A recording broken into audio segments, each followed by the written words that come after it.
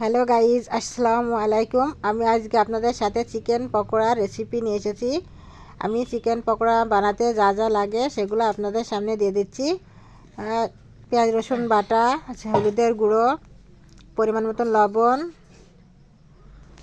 ঝালের গুঁড়ো দিয়ে আমি ভালোভাবে মাখিয়ে নেব।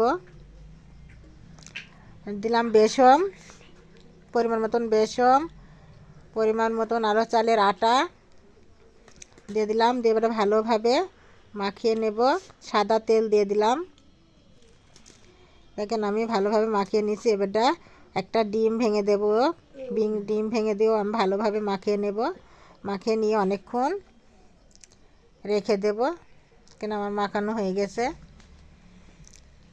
আমি রেখে দিয়েছি। এবারটা আমি দেখেন এখানে সাদা আটা আর এখানে দোকানের টোস্ট আমি গুঁড়ো করে নিচ্ছি। কড়াই তেল দিয়ে দিলাম। এটা আমি রেখে দেওয়া চিকেনগুলো একে একে আমি আটা দিয়ে মাখিয়ে নেব এবং টোস্ট দিয়ে মাখিয়ে নেব। আমি যেভাবে ভালোভাবে চেপে চেপে মাখিয়ে নেব। মাখিয়ে নিয়ে এবারটা আমি তেলে ছেড়ে দেব। আমাকে বলেছিল দুজনা যে আপনারা চিকেন কিছু বানিয়ে দেন। আমি তাই চিকেন পকোড়া বানাচ্ছি। সোহানা এবং রিফা আমাকে রেসিপি দিতে বলেছিল। দেখেন আমার কড়াই এক একে সবগুলো দিয়ে হয়ে গেছে। এবার উল্টে দেব। আমি ভালোভাবে উল্টে দিয়ে নেড়ে চেড়ে নেব। দেখেন এক একে আবারও দিয়ে দিলাম।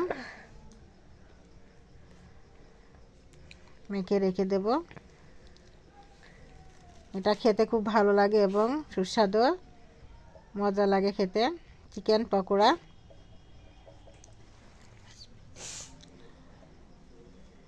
একে একে সবগুলো ভেজে নেবে। দেখেন ভাজা হয়ে গেছে। এবারটা লাল লাল করে ভেজে এবারটা তুলে নেব। মুচমুচে হবে, বেশ সুন্দর খেতে, খুব ভালো লাগবে।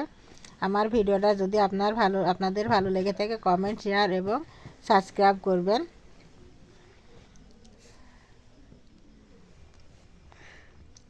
এভাবে বানালে দুপুরের একটা রেসিপি হয়ে যাবে এবং দুপুরের একটা নাস্তা হয়ে যাবে। বিকালের নাস্তা ছেলে পেলে। দেখেন কি সুন্দর হয়ে গেছে। গোশগুলো ভেতরে সব সেদ্ধ হয়ে গেছে, একদম নরম কুচি হয়ে গেছে। এভাবে ভেজে নিলে ভালো লাগবে। আসসালামু আলাইকুম।